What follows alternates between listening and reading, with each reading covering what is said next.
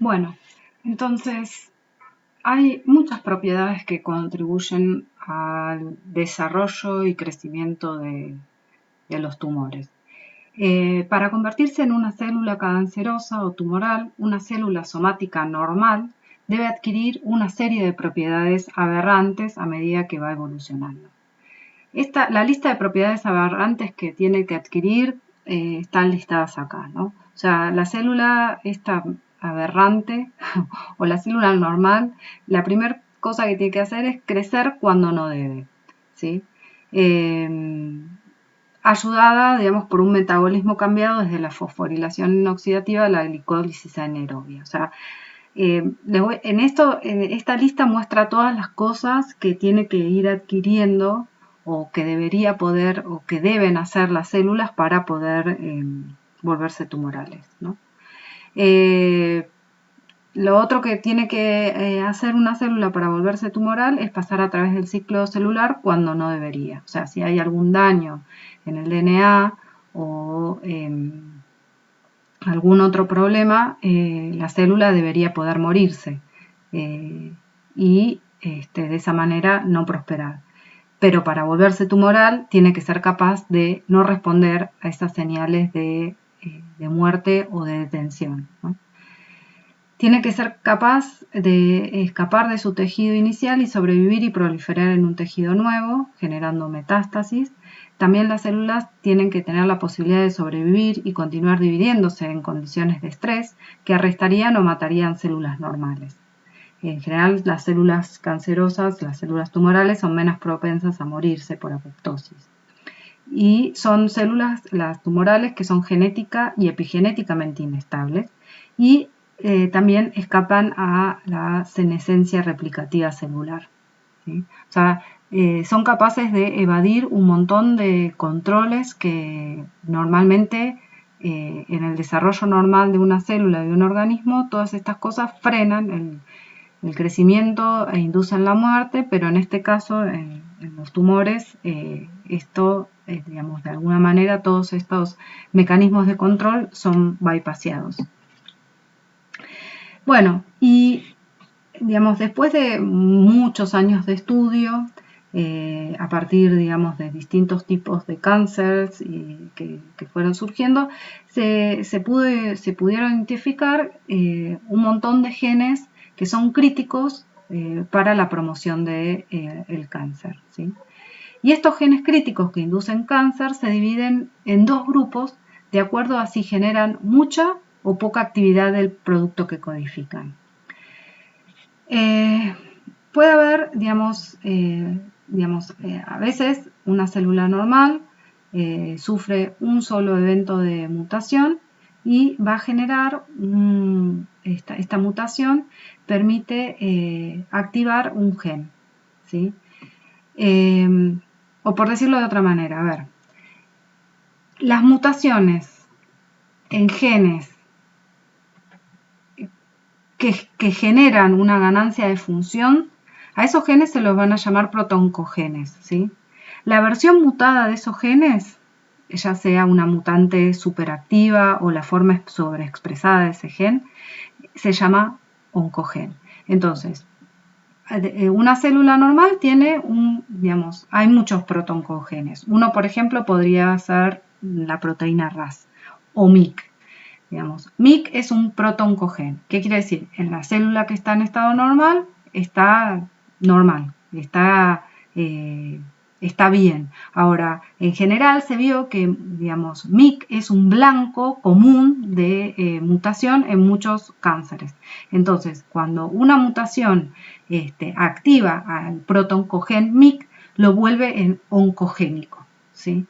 Lo activa y lo vuelve en oncogénico, ¿sí? Y en general, estas mutaciones que activan estos oncogenes son dominantes, o sea, como que directamente ya la transforman en una célula que sea proclive a dividirse y sobrevivir. Hay otros genes en los cuales una mutación genera una pérdida de función y esos genes se los llama supresores de tumores. Por ejemplo, una célula normal sufre un evento de mutación y va a digamos, una mutación que genera una pérdida de función en un gen, en uno de los alelos, ¿sí?, de ese gen. Esa célula, si sufre otro evento de mutación, digamos, va en el otro alelo, si bien el gen que está en el otro alelo, eso, digamos, va a generar digamos, una pérdida de función y a estos genes en donde ocurren estas pérdidas de función se los llama genes supresores de tumores. Por ejemplo, y en general digamos, necesitan que se den mutaciones recesivas, o sea, en los dos alelos. Y los genes supresores de tumores, ahora vamos a ver, pero por ejemplo, P53 es un gen supresor de tumor, ¿sí?, en donde ya, digamos, se necesita que se inactiven, digamos, las dos copias de ese gen para que se genere una célula tumoral. Entonces, tenemos los protoncogenes que por una mutación ganan función y se convierten en oncogenes, y los genes supresores de tumores, que en general estos genes necesitan mutaciones recesivas para obtener el 100% de función. Entonces, la amplificación del oncogen es la forma más frecuente, es el cambio genético más encontrado en la mayoría de los tumores. Y las mutaciones con ganancia de función que convierte protoncogenes en oncogenes son genéticamente dominantes, es decir, las mutaciones en un solo de los dos alelos es suficiente para producir cáncer, mientras que para los supresores de tumores se tienen que dar en los dos alelos las mutaciones. Y como decíamos antes, digamos, normalmente tiene que haber una armonía, ¿sí?, tiene que haber una homeostasis entre la velocidad de proliferación y crecimiento, tiene que ser igual a la velocidad de muerte, ¿sí? Pero en los cánceres, en los distintos tumores, esto está, este equilibrio, esta homeostasis está dañada. Entonces, digamos, la proliferación celular descontrolada de los tumores requiere daños genéticos de varios pasos y en general va a requerir ganancia de función de oncogenes, vendría a ser como ¿cómo se llama?, un acelerador, y la pérdida de función de genes de supresores de tumores, que vendrían a ser los frenos, ¿sí? Por ejemplo, muchos oncogenes son las ciclinas, ¿sí? Cuando estas ciclinas se activan, aumentan la proliferación celular. Entonces, inclinan el equilibrio hacia mayor proliferación. Los genes supresores de tumores, por ejemplo, son los inhibidores de CDK, que cuando fallan no pueden frenar la proliferación, ¿sí?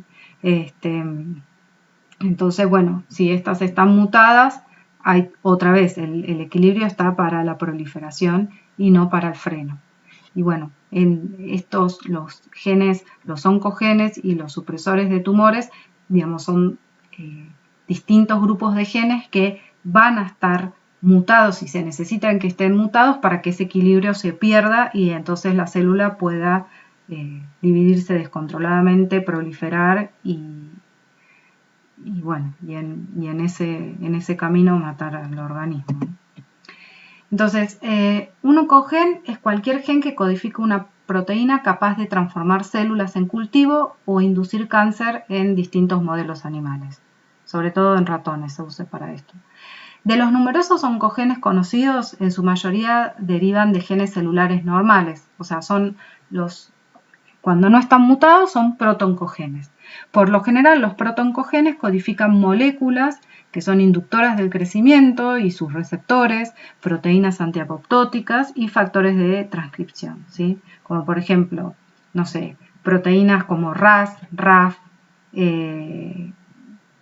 tirosina quinasas, factores de transcripción, BCL2, son todos oncogenes. Cuando se mutan, digamos, esa mutación genera una activación en el mecanismo en el cual están participando, el mecanismo molecular en el cual están participando.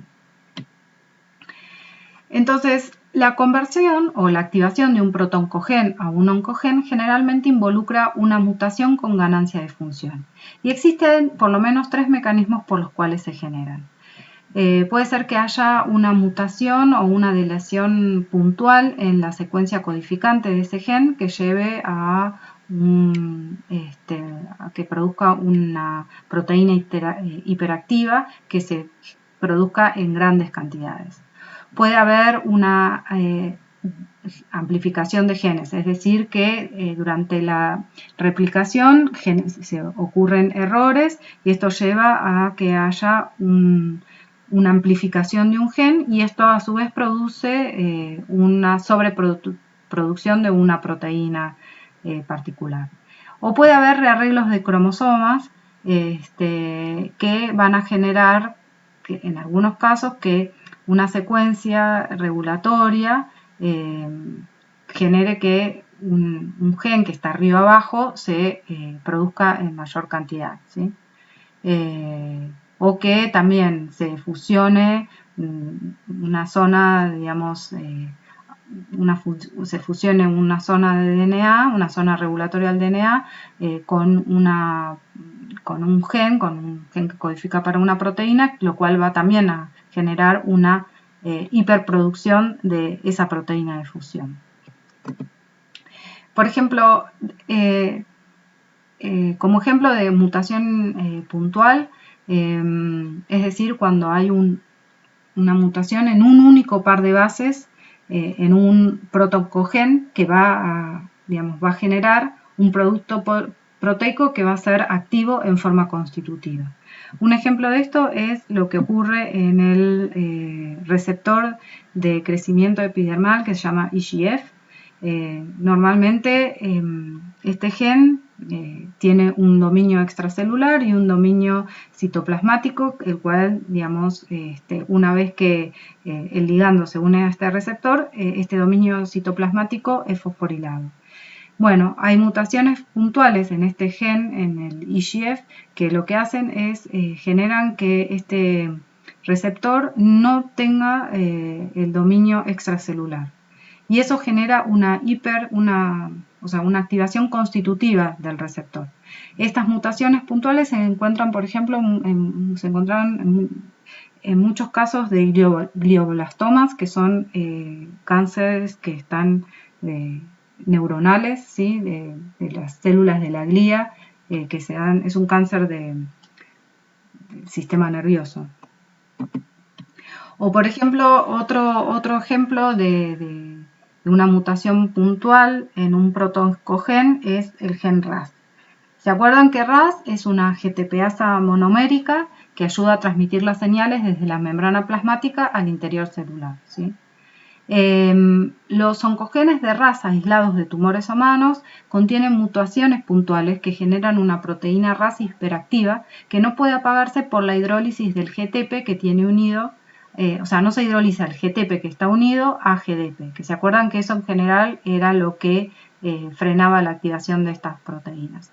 Y las mutaciones en este gen son dominantes, ¿sí? O sea, las mutaciones puntuales que se producen en los distintos tipos de cáncer generan proteínas RAS hiperactivas que no se pueden desactivar.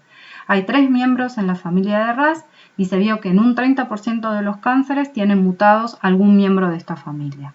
O sea, todos estos son genes críticos que están mutados en una gran cantidad de cánceres. Y además son, el gen RAS sería como un protoncogen cuando está bien en una célula normal y cuando sufre una mutación se transforma en oncogénico porque su activación descontrolada ayuda a la supervivencia y a la proliferación de las células tumorales. Decíamos que también los oncogenes pueden generarse por rearreglos cromosómicos, ¿no? Y acá, digamos, en este caso se puede fusionar dos genes juntos para producir un gen híbrido que codifica una proteína quimérica cuya actividad, a diferencia de las proteínas progenitoras, es constitutiva, ¿sí? O puede ser que también con estos rearreglos cromosómicos se ubique un gen regulador del crecimiento bajo el control de un promotor diferente que causa la expresión inadecuada de ese gen.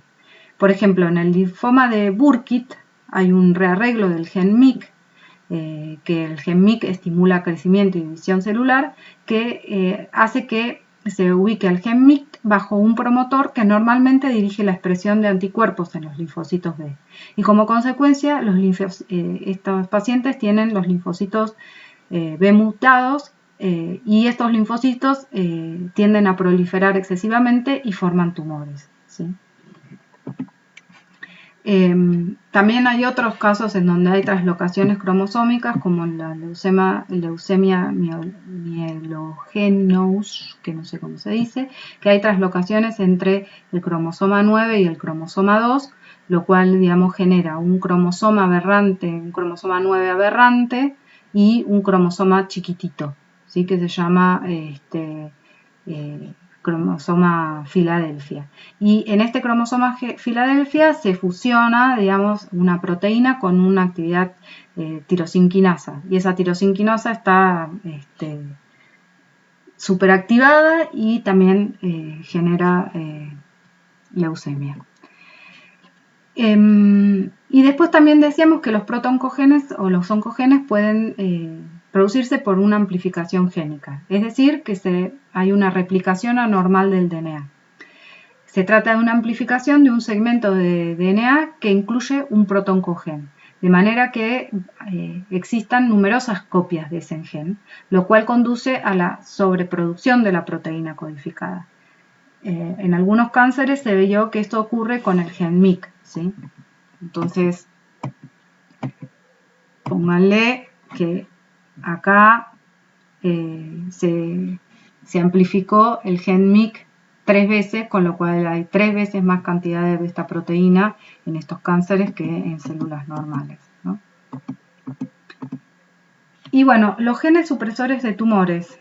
Decíamos que era el otro gran grupo de genes que son críticos y que están mutados en muchos tipos de cánceres.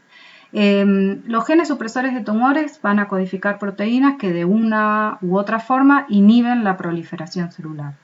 Entonces, la pérdida de función en uno o más de estos frenos contribuye al desarrollo de muchos tipos de cáncer. Y hay, digamos, varias clases de proteínas codificadas por genes supresores de tumores, entre ellos están la proteína P53, RB, que es otra proteína que, ¿se acuerdan?, controla el ciclo celular, ahora lo vamos a ver, entre otros. Entonces, las proteínas de control, en puntos claves que detienen el ciclo celular si el ADN está dañado o los cromosomas son anómalos, como por ejemplo la P53, es la que se encuentra mutada en el 50% de los casos de cáncer. También están mutadas proteínas que estimulan la apoptosis y enzimas que participan en la reparación del DNA.